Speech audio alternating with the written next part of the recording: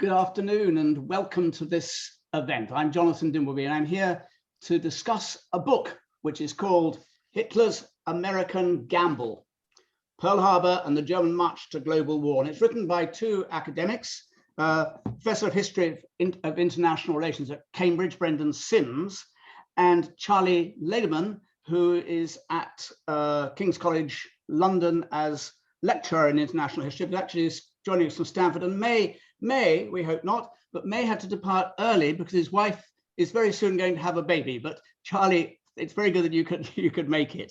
Now, this book is a terrific read, is the first thing to say about it from my point of view. I'm very interested in this territory and write about it from time to time. It's unusual for an academic book in many ways because it covers this very short period, although there's as it were the prequel and the sequel in it, but it's an account in detail which zooms across the world from the key capitals and the key battles, and it's the 5 days between Pearl Harbor and the day that Hitler declared war on the United States. It's a roller coaster ride. It's very fast paced. It goes not only day by day, but sometimes hour by hour and even minute by minute. And so it's a very gripping, moving read, fast paced, as I say. So I want to ask both of you, first of all. I mean, Brendan, you're a European specialist focused in large measure on Hitler as well. Charlie, you're an American specialist. What led you to adopt this approach? Either of you first. So why don't you come in first, Brendan?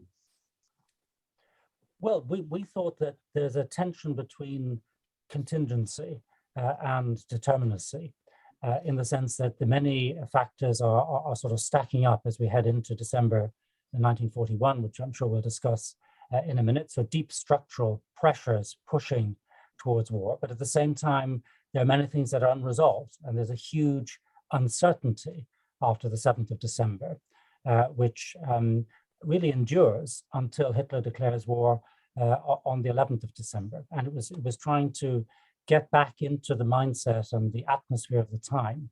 That was really what drove us. Well, of course, because in a way, it's almost like, sort of taking a modern idiom, it's almost in some ways like 24-hour news, except stories from all over the world happening quasi-simultaneously, but of course you, with the knowledge of the research that you've done and the facts that are available and readily available, in some cases not available until you research them. Charlie, was it an approach that, who came up with the idea, or was it a joint?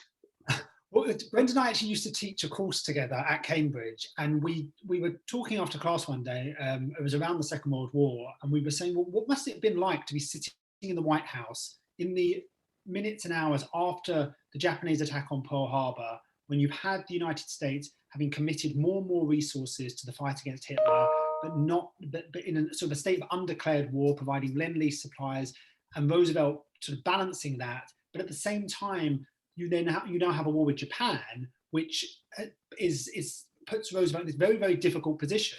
And so our sense of what sort of sense of uncertainty, what sort of sense of the tensions were going through their minds. And we sort of like spun out from there to look internationally at all of these things that were going on, because so much remained unresolved during those days. And our sense was that so much of the literature said isolationism collapses in one day on Pearl Harbor, that this fundamentally transforms the world.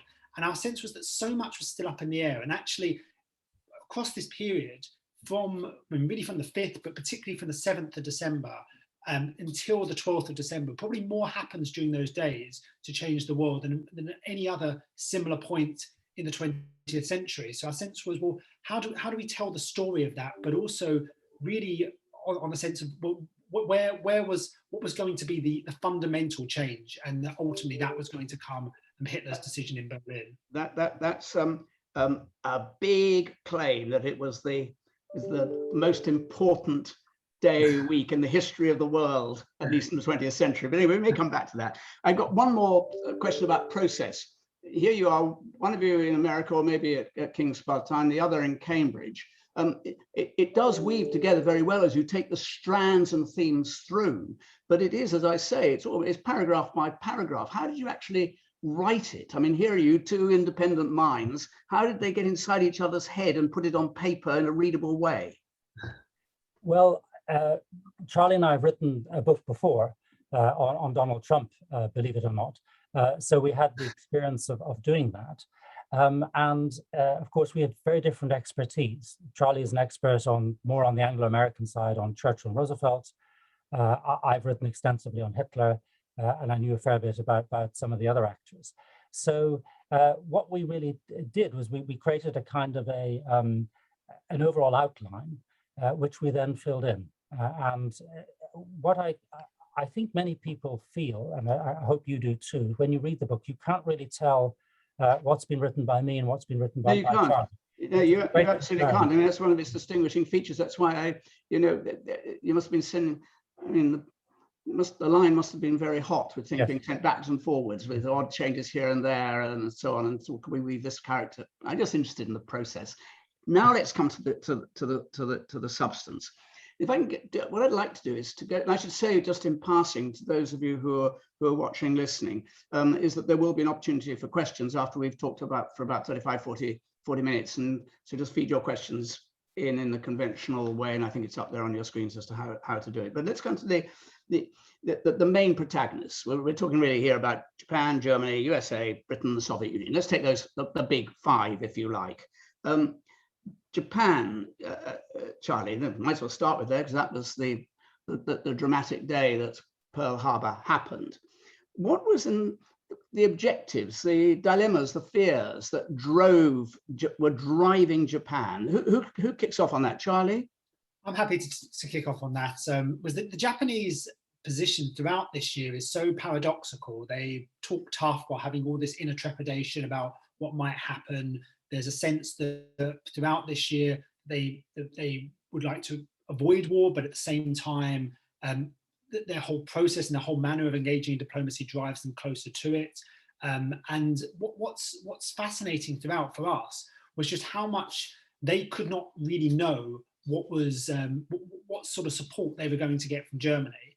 And what was interesting to us is just the lack of trust between the two sides. I mean, Hitler doesn't tell Japan, as you know, about Barbarossa, and so the Japanese are sort of thrown into a really difficult position. I mean, to put that mildly, when the Germans invade the Soviet Union, and that sort of really throws up a lot of their plans, because prior to that they were looking at ways to sort of manage their position in East Asia, but they ultimately take the decision after Barbarossa that they're not going to join the German attack on the Soviet Union. They're actually going to move towards moving into French Indochina, which sets them on the road to tension and conflict. But am I right? That was force majeure, because they did not want to fight a war against the Soviet Union in the north at the same time as needing the resources, the oil, and the other component parts of building their empire. So my question is, to what extent did they feel squeezed, as it were, into saying, we've got to take this action? Yes, I mean, but partly I think that's also Roosevelt's quite skillful diplomacy in this year sort of pushes them away from, I mean, he's determined that they don't attack the Soviet Union because he's concerned about the war in Europe, and particularly about the Soviets defending themselves against the Germans. But yet certainly there's that sense of feeling squeezed. I mean, the sense that they have this one opportunity. I mean, the famous phrase at the time, and sort of the Japanese don't want to miss the bus, and that none of the leaders want to be responsible for that. And that essentially what the Japanese do is that they think that this is their one moment. They have to seize it before the Americans sort of strangle them with the oil embargo, and that ultimately they're going to have to accept this sort of dependent state. Their attempt for greatness is going to be thwarted by the United States. And so their sense, similar, and Brendan can talk about this on the German side, both sides feel that they're running out of time to sort of seize their place in the sun. Let's come to that. But just one thing that you said. I mean, although Roosevelt and Japan, Roosevelt did not want Japan to attack the Soviet Union, but he didn't know that they weren't going to do it. Whereas Stalin, by this time, did in fact know that this wasn't going to happen, partly for the intelligence and partly because then a sort of confirmation that the movement was away from that center, which allowed him in the autumn to bring all those troops back from the Soviet Far East to defend Moscow. Yes, yeah. You mentioned Germany. Charlie, pick up on Germany. Germany's decision, and as you write in the book, I mean, it's a gamble, but it's also sort of it leads to his own Armageddon, or to whatever you want to say. So, what was in the German mind during those days, and how, if any way, did that alter? Well, obviously, from our point of view, the decision to declare war in the United States is suicidal, and indeed it was suicidal, as it turned out. But you have to really climb into the mind as best we can of Hitler. And what he's seeing is a United States with which he's been profoundly concerned basically his entire career. And he's seeing a United States which since 1937 has been overtly hostile ever since Roosevelt's famous quarantine speech, has become actively hostile since the start of the Second World War through the cash and carry program, and then of course with the introduction of Lend-Lease, which led to the massive supply of war material across the Atlantic, and various other activities, not least, perhaps almost like a culmination, the issuing of the Atlantic Charter in August 1941, which of course famously looks forward to the defeat of the Axis, in particular of Nazi Germany. Now, don't misunderstand me. Both Charlie and I are delighted that this charter was issued, but you can understand that from Hitler's point of view, he regarded that practically as a declaration of war. So what he's seeing as he heads into December 1941 is really an America which is basically already in the war, and which is essentially on the cusp of joining the war formally. And what he wants to do is to strike at that moment where he can still have the assistance of the Japanese, who ensuring that they don't go down to defeat separately. They distract the British and the Americans in the Far East. And the United States, having been attacked, then has to hold Lend-Lease supplies to Churchill and to Stalin. That's his calculation. He didn't, I mean, if you go back to the beginning of the war, of course, to start with, he was at great pains to resist the provocation, as it might be seen in the Atlantic, by Roosevelt. From the very first day, the sinking of the Athenia, he was furious at the U-boat captain who had sunk the Athenia, this passenger liner taking refugees across the Atlantic from Britain. And then there were a lot of incidents in the Atlantic, essentially provoked by Roosevelt saying, come on, give me an excuse. I'm putting it crudely, but I suspect more or less it.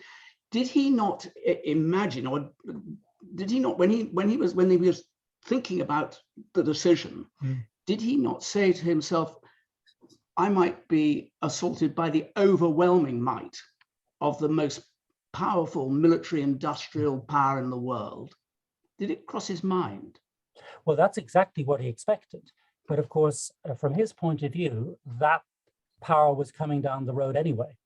And what he had in mind was the First World War, when famously Wilson had declared war on Germany. And he was absolutely determined that he would not be caught napping, that he would declare war, that war would break out, open war would break out at a time of his own choosing. So from his own point of view, Hitler doesn't really have many options. He sees the conflict with the US as an inevitability.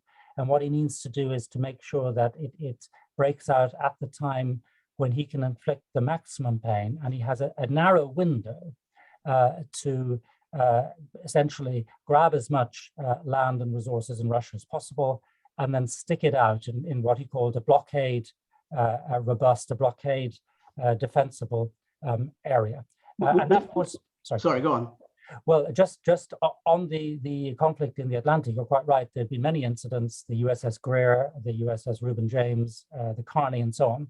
And he had indeed been telling the submarine captains to go easy. And of course, one of the things that happens after the 7th of December, after Pearl Harbor, even before the declaration of war, is he takes the gloves off in the Atlantic and he lets loose the Kriegsmarine. And of course, that does lead to quite substantial US shipping losses. So but this is detail, because the general point is obviously very sound, but they didn't actually start to inflict any shipping losses until January. So it took time for the U-boats to leave their Bay of Biscay bases to get to the Atlantic seaboard. When they did, alarming Churchill in the process, the number of oil tankers that were sunk. But you're saying that by unleashing at that point, he'd already effectively made the decision? Yes, so the Kriegsmarine, the instructions are issued on the 9th of December, so slightly ahead of the actual declaration of war. And they're welcomed by the Navy because they think that, we've been effectively attacked by the Americans for several months, and now we have a chance to hit back. Just on that, while we're on that small, as it were, that particular point, Charlie,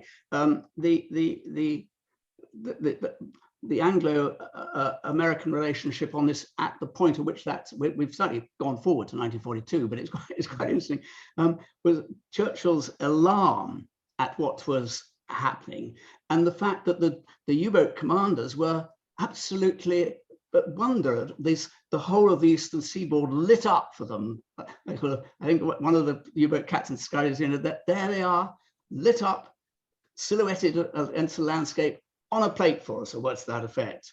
It is an extraordinary phenomenon when you think back to the moment at which the decision was made and the risk was there. Yes, I think what's fascinating is and what we try to sort of capture in the book is that things look so different depending on where you are. And so from the German perspective, the American intervention was seen to be inevitable, and that the Americans were moving down the line towards this. But actually, if you're looking from London, but also across the British Empire, prior to December 1941, Americans are being killed on the high seas by German U-boats, and Roosevelt hasn't asked for a declaration of war. And that's something where, actually, from the British perspective, there's no looming inevitability about this. I mean, General Smuts writes to Churchill saying that sort of Roosevelt is going to continue Hamlet-like, is the expression that he uses, to keep to basically not make a decision on this. The Americans are dying, but yet the Americans aren't moving towards a declaration of war. And so I think there's this sense to which that after the Atlantic Charter, after the meetings that happened between Roosevelt and Churchill, that the Americans are going to come into the war, and that there's the famous line that Roosevelt is supposed to have said to Churchill about that he won't declare war, but he will make it.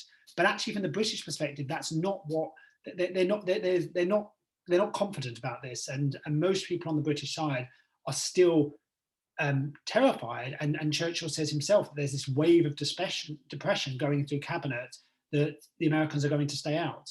But that was after August, wasn't it? That was after August 1941. He was actually then wanting to press Roosevelt into attacking Japan, and came away despairing that Japan wasn't going to be attacked by the Roosevelt government, and he wanted that statement. And then Roosevelt came out and from the meeting, went back to the States and issued a very mealy-mouthed, from British point of view, mealy-mouthed statement, actually through a press conference rather than any other formal declaration. But to pick up on Roosevelt himself, Charlie, you can argue the case that as from early 1941, if you like, and ABC agreement, Europe first, and both you and Brendan made this point. And then you had the isolationists in Congress, public opinion to deal with, and so forth.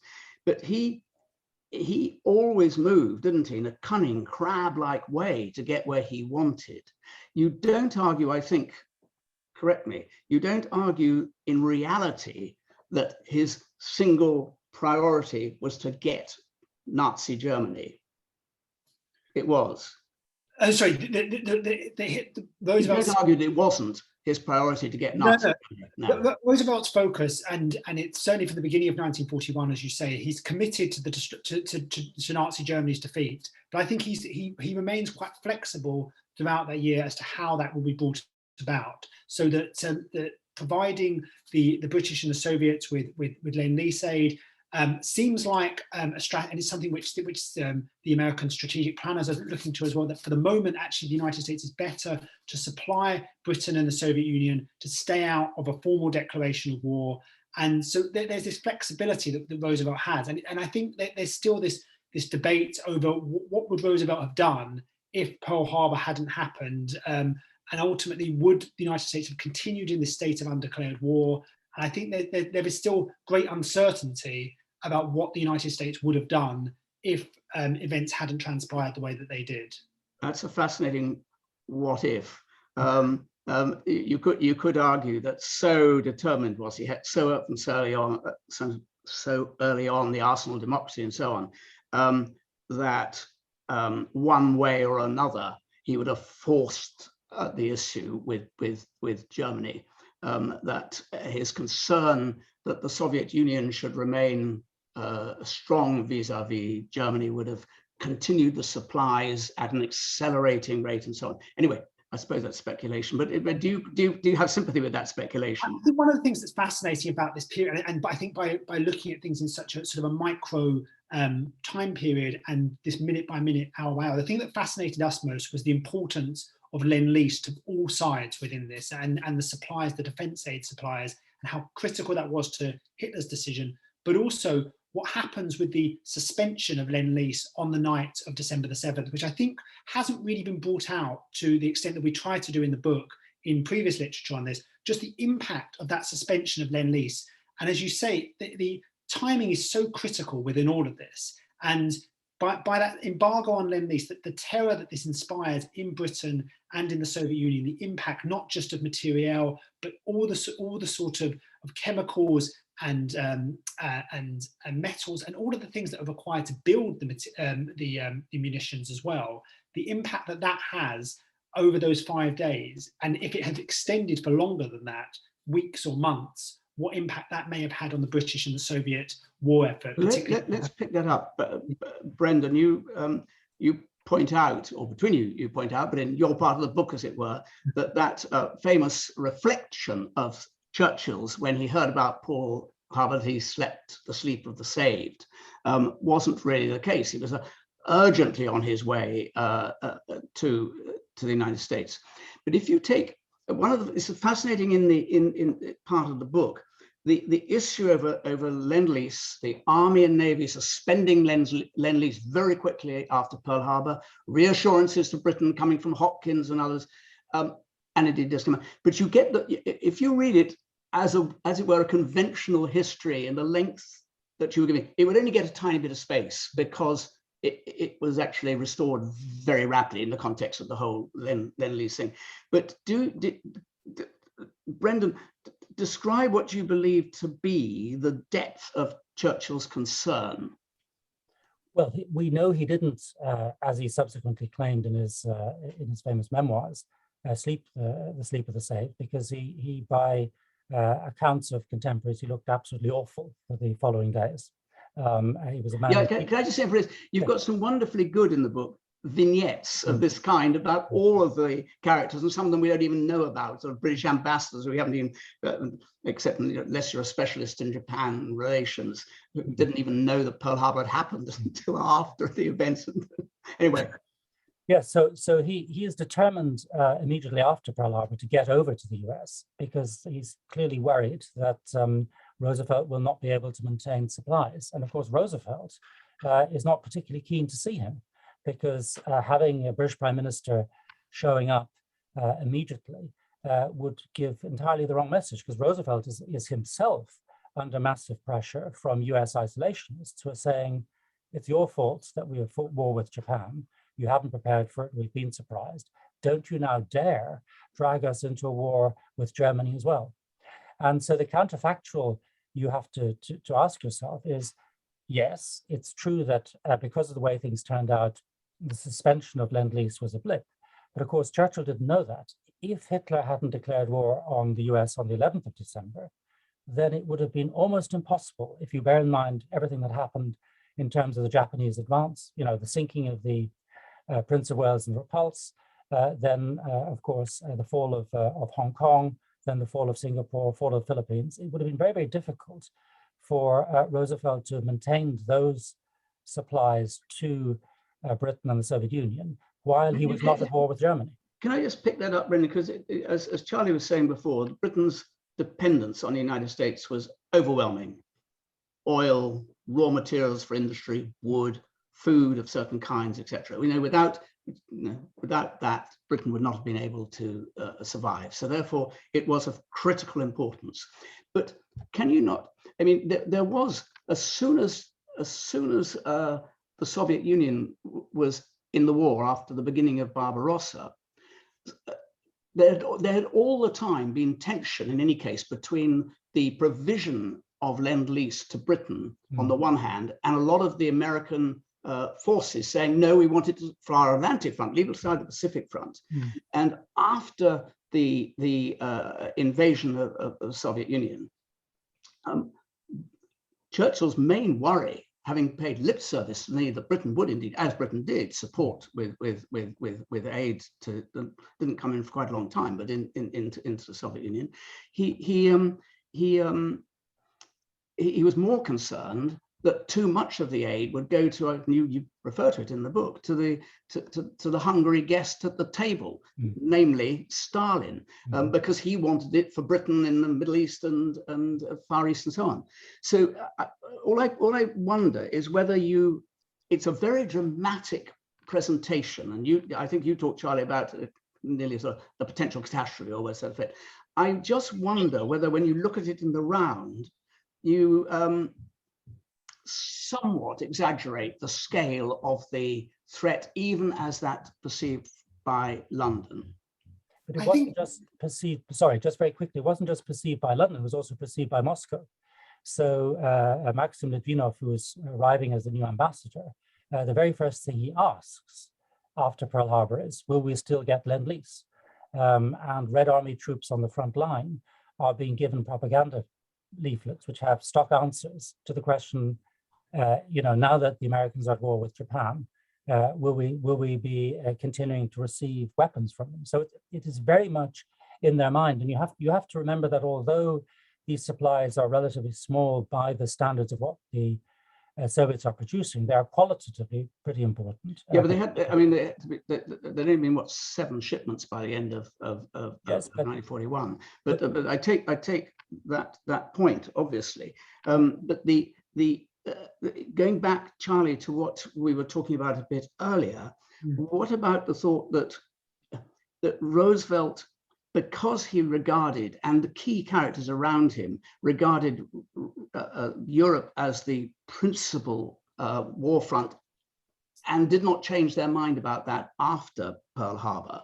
Do you, with the benefit of hindsight, I'm not talking about about how it was seen at the time, really think that it was a serious threat, that he would have let Britain and Soviet Union kind of go to the dogs? I mean, I don't think he would have let them go to the dogs, but as you said, I think it's easier with hindsight to think that the United States emerges as this producer that's on a scale to which we haven't seen, whereas at this time there's a limited amount of supplies. As you say, there's the hungry guest at the table, the Soviet Union. You need to divvy up this limited stock between all these different sides. And I think what's clear in the period between the 7th and the 11th is the political pressure that Roosevelt is under to not give away America's best ships and tanks to the British and the Soviets. And I don't think the sense is that he would have completely sort of let them go to the dogs. But I do think that if Hitler had even delayed for weeks or for months, then that would have put the Americans, the British and the Soviets in a very difficult position to make a decision as to where these supplies went. But if Roosevelt had delayed for weeks or months? No, if Hitler had delayed a declaration of war. Oh, sorry, right. The question of supplies was so different, and you can see that in the meetings that are happening. Ultimately, across these meetings, there is no indication, there's no guarantee that Lend-Lease is going to continue after the 7th of December. And there's no guarantee that the United States' production capacity was going to ramp up in the way that it did. It's what happened in the second half of December 1941 and the ways in which decisions are taken that changed this. And I think what's clear across these few days is that just the dilemmas that presented the Americans, a lot of those were resolved by Hitler's declaration of war. And it's not clear what would have happened if that had continued and that uncertainty had continued for some time. Because you make quite. I understand that, and that's one of the things that weaves so effectively through the book. But I wonder whether, on the basis of the evidence that is and was even then available, whether you lay too much stress on the true isolationists and their power, Lindbergh and all the rest of them, America First, because the military certainly, and Admiral King and others leading the way on the Pacific Front should come first. But did the America First lobby, as it were, really carry the weight in the White House's mind that you attribute to them? I think I mean, they don't enjoy the same weight that they did earlier in the year in the debate over the over Lend-Lease. That's and it's not the case that America First is as strong in this late period, but it is clear and what is that they continue to have weights within Congress. Hiram Johnson, the California senator, believes that on the 10th of December he has at least 10 senators who will support his position against an American expeditionary force. And the main thing for Roosevelt, and I think this is the important thing to get into Roosevelt's mind, is having been influenced by the way in which the United States came into the First World War and the way in which the aftermath of the First World War, that these domestic fissures, the way in which he'd seen Woodrow Wilson's career go up in flames, he doesn't want to make the same mistakes. And what's absolutely crucial to Roosevelt, he talks about it constantly throughout these days and the weeks afterwards, is unity. He doesn't want anything that's going to bring the United States into the conflict in a disunited way. He doesn't want criticism of the administration. So it's ultimately the leverage that the America Firsters have throughout this is that they are a potential source of disunity, and that's what's so fundamental is the way, as you say, Roosevelt's, he's such a political animal. He has such a sense for what's going to go down well with the American public, which is why he moves so cautiously across these few days. And I think that's an important thing just to keep in mind with Roosevelt. I think for too long there's been a sense that Roosevelt, because he projects such an air of confidence in his rhetoric, we don't really see his inner deliberations, which are quite tortured during this period. And as he played his cards extraordinarily close to his chest as well, and failed to put anything down on paper, virtually makes it more difficult. But Brendan, you talked earlier about Germany and Hitler, and you just touched on the fact that you refer to in the book that, of course, at best, Germany's situation in the East, on the Eastern Front, was stalemated. And there are those of us who believe actually that militarily that was the major turning point by December, which had already happened by Pearl Harbor, that there was no longer possible for Hitler in reality to have any chance of destroying the Soviet Union. But the Soviet Union's position in this, you've touched, well, actually, Charlie touched on the but what the strategic perception at this point of the Soviet Union, Brendan, is what? Well, the big question they have to confront is, do they now enter the war against Japan? And there's quite a lot of pressure in these 4 to 5 days from the American side for them to do that, because that would, of course, make life easier for Roosevelt in terms of continuing Lend-Lease. It would make the argument to the American people that they were all in one war. But Stalin is fairly clear he's not going to do this. He's going to concentrate on Hitler. So for him, the main concern is don't get embroiled with Japan and get guarantees from the Americans that Lend-Lease will be continued. And the message there is not altogether reassuring. So at one of the first meetings, Litvinov is told by Roosevelt, we won't stop the supplies, but then he says, well, maybe we might stop a few aircraft. So, from the Soviet point of view, this was worrying.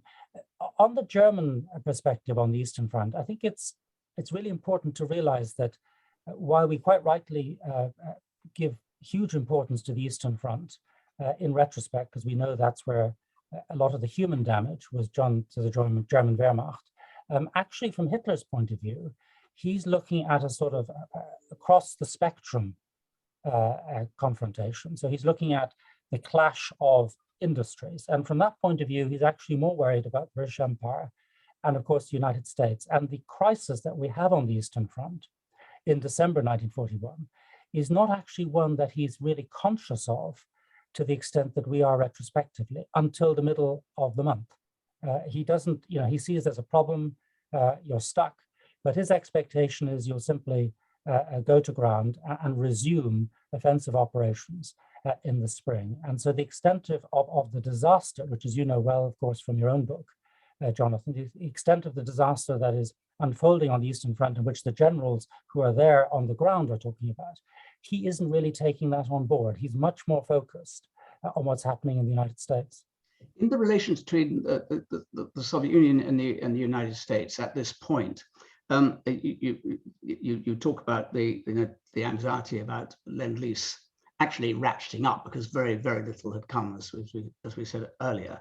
But with the benefit of hindsight and Stalin's character, who was, he was only interested, well, like a lot of great powers, but he was only interested in securing the Soviet Union's principal advantage. He actually held the cards vis-a-vis Roosevelt in reality, didn't he? He did not have to say, well, I'll go against Japan. And his argument for not doing that was huge, because would he be carting soldiers back to the Siberian Eastern Front, for instance? I mean, it beggars belief, really, that he could have said, yes, I will declare war, unless it was just a sort of a declaratory statement as opposed to a military venture. Is that right? Yes, absolutely. So Stalin definitely plays his cards very carefully, very cleverly. And he's the one, as we say in the book, who gets clarity on his position the first. And actually, there are quite a number of voices on the British and the American side who say that we really don't need or want the Soviet Union in the war against Japan, because of course that would distract them from Hitler. And in any case, the Japanese, having got a bloody nose in Mongolia and on the border and the other border in the Far East now between Korea and China, in 1938, 1939, the Japanese had to leave a big army, the Kwantung Army, which was then tied down there and couldn't be used anywhere else. What I would dispute is the idea that the Lend-Lease supplies prior to the end of 1941 are not important. They are hugely important. British tanks and aircraft make a quite considerable contribution before Moscow and indeed over Leningrad. And this is why Stalin famously says in his great speech in November 1941 that the people who produce the most motors will win this war. And he specifically says the people who produce the most motors is the United States, and they are with us through Lend-Lease. So and of course, and much later, of course, the provision of those vehicles was hugely important in accelerating the Red Army's progress westwards. But that question that you raised about the significance of that point, as you will know, is a matter of dispute between military historians, all of whom have enormous expertise. But anyway, I think it's about time for me to encourage anyone who's been listening to Brendan and Charlie to come up with any thoughts, questions that you might have. I think I should see them on the screen, or I shall hear them. I'm not quite sure how it's going to happen. But we have a wizard in the form of David Cowan who will be able to tell us.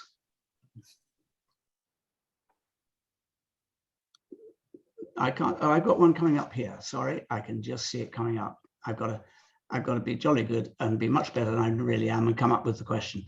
This is to both panelists. Is there any inclination during this important period of global history for the US as to what FDR and his administration saw as the most pressing and immediate threat, Nazi Germany or the Japanese Empire, despite the fact that the latter had directly attacked the US? Charlie.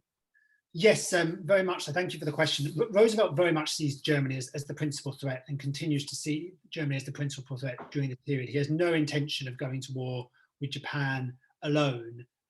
But as I say, also recognizes the political difficulties of preempting a declaration of war on Germany. And I think what's interesting though is within the administration, there starts to be certain shifts. So people like Henry Stimson, the Secretary of War, had long seen Nazi Germany as the greatest threat, and that they wanted to see the United States in the war in Europe. But across these days, we also see their position start to shift because the United States is now a belligerent and has its own requirements. And as a result, it's the War Department, it's Stimson and his acolytes who are the ones who suspend Lend-Lease aid to Britain and to the Soviet Union. So their focus, even though they want to see the United States into the war, Stimson is pressing Roosevelt not to allow this opportunity to pass. They also at the same time want to get as many planes and tanks back from the British and the Soviets to focus on America's war in the Pacific. And that becomes their focus because the United States has been attacked, and that is ultimately that's where their priority lies in the immediate period, even while recognizing ultimately that Germany needs to be defeated as well. It's worth adding to that not only is Nazi Germany really a more important enemy, there's a very strong discourse on the American side that the Japanese are essentially the puppets of Nazi Germany. And you see this not only in private comments from Roosevelt trying to persuade politicians that really, the people behind this are the Nazis, but also in the US press coverage, quite a lot of which refers to, planes with German markings attacking in Pearl Harbor. So it's part of a kind of a conspiracy theory almost. We were astonished, but when we first see that, and you see Roosevelt talking to senators and saying, we're hearing rumors that there's swastikas on these planes. We don't have any confirmation, but we'll believe it until something else comes up. And it's an astonishing way in which this is disseminated, and as Brendan says, into the press as well. But that's not it's not undisputed, even by those who are committed interventionists in Europe. So the New York Times, which had long believed the United States needs to get into the war against Germany, is very skeptical about this idea that the Germans are actually operating in the Pacific. So there is this debate going on in American society during this period, and it's and as it turns out, as you point out, they were right to be very skeptical about that, despite what was being said. But another question, which is from the first question is from Flamor Krasniki, and this is from Henry Whitwell. Besides the example given about FDR's personal political lessons from the Wilson First World War, what lessons did other actors, especially outside the US, take from the US declaration in 1917? That's your starter for one, I think, Charlie or Brendan. What lessons from 1917 did any other protagonists take? I'll let Brendan start on that, because I think Hitler's is particularly important on this. Yes, so for Hitler, from Hitler's point of view, the United States was a major factor in world power. It was economically strong, it was militarily strong, it had decided the First World War, and it had come in proactively on the side of the Entente during the First World War. And prior to doing so, in April 1917, it had already supplied the British and the French with a massive amount of material. So what he takes away from that experience is it's really paradoxical. On the one hand, a massive fear and respect, fear of and respect for the United States, but at the same time a sense of the US malevolence, and therefore a strong inclination to preempt the United States, not to wait for a second time for the American blow, but to get out in front. So, for example, when he's talking to the State Secretary in the Foreign Office, Kurt von Weizsäcker says, "Well, why do we do the Americans the favor of declaring war? Clearly, they want to fight us, but there would be advantage in waiting until they attack us." And Hitler says, "No, if they choose the right moment, that will be much harder for us." As far as Churchill is concerned, and the British are concerned, Charlie can elaborate on this. I think they take away this sense of the United States as this massive kind of industrial power, this enormous boiler which was lit in the First World War. And then if they can sort of fire it up on their side again in the Second World War, that will ensure victory. And it was fired up at extraordinary speed, as it was in the First World War. I mean, Churchill was right about that, wasn't he? Very much so, and his whole strategy after coming in 1940 is based on that sense that the new world, that Britain requires the new world to come to the rescue of the old, as he famously says in 1940. But I think what we see is 1917 as a historical lesson, but also 1919, 1920. So the Neville Chamberlain, the famous line that he has about the Americans in the 30s, that the only thing that we can trust in for the Americans is words. And there's a whole sort of cohort of British leaders who have been so burned by the American experience not joining the League of Nations and the sense to which the Americans will talk a good game, but ultimately they won't deliver.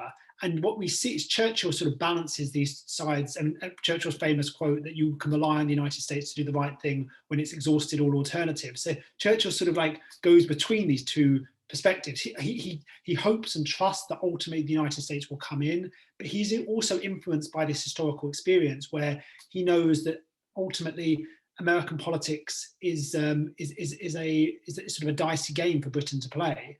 And so we've also seen in the aftermath of those debates in 1919, 1920, just how much suspicion of Britain is lingering from the First World War, this sense to which Britain are basically going to use the United States to pour its chestnuts out of the fire. Those ideas are so current in the political climate of this time. That view was shared in the Second World War by Stalin, isn't it? Yeah. The Red Army soldiers were going to pull Britain's chestnuts out of the fire. There's another question we got here from Flamur again, who asked the first question. What can the panelists tell us about the role of the German American community and its lobby, insofar as there was a lobby, obviously, during the time period under the book study in that day? It's a really interesting question. What was the American German community's view? So the role of the German American community is a huge part of the backdrop to the book. As you know, I wrote a biography of Hitler in which his preoccupation with the German Americans is a sort of central thread. And basically, Hitler believes that the racial quality, as he sees it, of the American people is made up to a substantial extent of German immigrants who've gone over to the United States, but have come back then in the First World War as enemy soldiers. And this is something he wants to avoid if at all possible. Now, the German outfits, the German Bund, for example, and other organizations had been pretty active in the 1930s, supporting Nazi Germany. But most German Americans by this stage, having undergone the trauma of 1917, when German Americans had been really very badly treated by Anglo-America, essentially. And, you know, all these beer gardens and sausage stores and this kind of thing, which were a normal part of life in Milwaukee and New York and Yorkville and places like that. Many of those have disappeared. So as we go into the war, the institutions of the American state begin to lean ever more heavily on German America. In fact, many of the structures that are put in place that after the Second World War deal with the communists were actually established. The origins of the HUAC, the House Un-American Activities Committee, for example, lie in the campaign against German Americans and against Nazis. So as we go into December 1941, essentially, German America as a separate political voice has been completely neutered. They've been totally sidelined. And so whatever expectations the Nazis might have had that they would come in and play some kind of role is disappointing. And this is actually discussed, interestingly enough, by Goebbels, the Nazi propaganda minister, in his entry for the 13th of December, referring to the 12th of December, where he says, once again, German America has let us down. It has come in, it is supporting Roosevelt, and we're on our own. Charlie, anything to add to that? I think that's absolutely right. I think what's fascinating within the United States during this period is trying to work out after the 7th how much pressure to put on those Germans who are in the United States, and this sense to which there's just there's a great deal of confusion about how to deal with them. At one point, Henry Morgenthau he's presented with this thing that they're going to sort of put these proceedings in place against any ally of Japan. And Morgenthau on the night of Pearl Harbor says, but isn't Germany an ally of Japan? And he has to be pointed out to him that not actually yet. I mean, ultimately, there's no guarantee that the Germans are going to come in. So as a result, they're in this position, and it's part of Roosevelt's strategy with the Germans in terms of rounding up journalists and others who he considers to be a threat. Which, as Brendan will point out, the German diplomats in Washington are reporting back to Berlin and saying this is outrageous. Look what they're doing. We're not even at war, and look what the Americans are doing. So it's fascinating just to watch this sort of game of cat and mouse that's played by the Germans and the Americans with each other's citizens during these days as well. Okay, the question I got in my mind here, you can find your book immensely illuminating and very well written, and as I say, it takes you forward, and you do want to say when you put it down, I'm going to pick that up again quite soon. And that's why it's in terms of buying books and you're interested in this period, definitely. You don't have to believe, it seems to me, that your view, Brendan, about Hitler's priorities is the correct view to find this book revealing. That's to say, you don't have to believe one of the lines that you both share, that ideologically and strategically declaring war on the United States was the culmination of Hitler's career, which is a highly controversial notion. You don't have to, we haven't really got time to go there into all of that, but you don't have to accept that to understand the drive of what was happening in those extremely tense several days, do you? Well, it's kind of you to say so, but I think the centrality of the United States to Hitler's worldview is absolutely manifest in the fact that his very first statement on the Jews, for example, in September 1919, right at the start of his political career, very clearly references international capitalism and the United States in that context. Makes no mention, even it's nearly 2 years after the outbreak of the Russian Revolution, he makes no mention of Bolshevism or the Soviet Union. And in his very last statement in April 1945, his last will and testament, likewise refers to international capitalism, makes no mention of the Soviet Union, Bolshevism, even though the Red Army is literally at the door.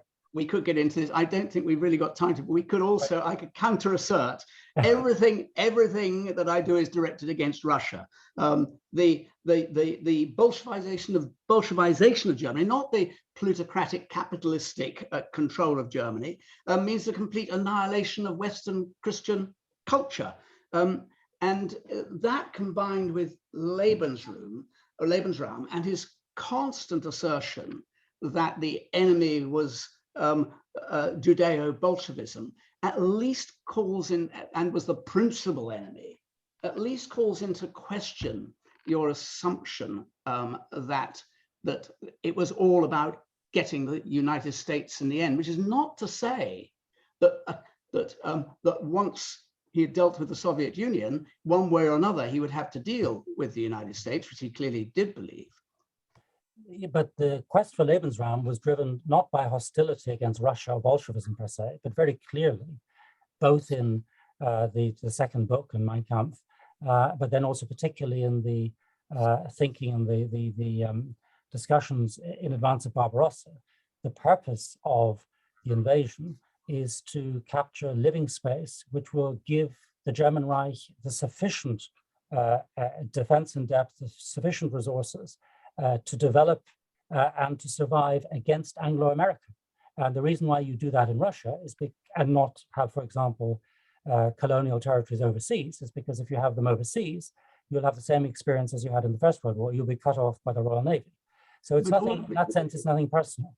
but all his, most of what he says about Lebensraum, most of what he says and writes, and all those endless, incredibly pedantic, long-winded, I don't know why he didn't send all his satraps to sleep, dinner conversations, are about the wonders of how Crimea becomes a playground, how Ukraine will have a peasant army in it, and it will be wonderfully strong. It's sui generis. It's about what Germany needs. Now, it may be, I suggest, I assert, it may be that there was a threat from the United States, but to suggest that if he had good relationships with the United States, he wouldn't have needed to have done Lebensraum, seems to me to be pushing it. No, that's not what I was saying. What we're saying is that the quest for Lebensraum is driven by the contest with Anglo-America. So you mentioned the Crimea, for example, and he talks about, the Volga will be our Mississippi. This is all about a form of settler colonialism to match that of the United States and of the British Empire, so that these German immigrants will no longer go and fertilize, as he puts it, the Anglo-Saxons, but instead will stay at home. But I accept, Jonathan, that we will disagree, and many people will disagree on this. but we will also be very stimulated by disagreement, because history, what is stimulating about history is it provokes debate, because there is no absolute tablet of stone on which one can say that is the truth. You very importantly, Charlie and Brendan in this book and in other works as well, you're beachcombers. You get hold of stones that you think are jewels, and you put them into an edifice, and people come along and kick at it. Sometimes they stub their toes. Sometimes they say, I don't want to touch it, it's too beautiful.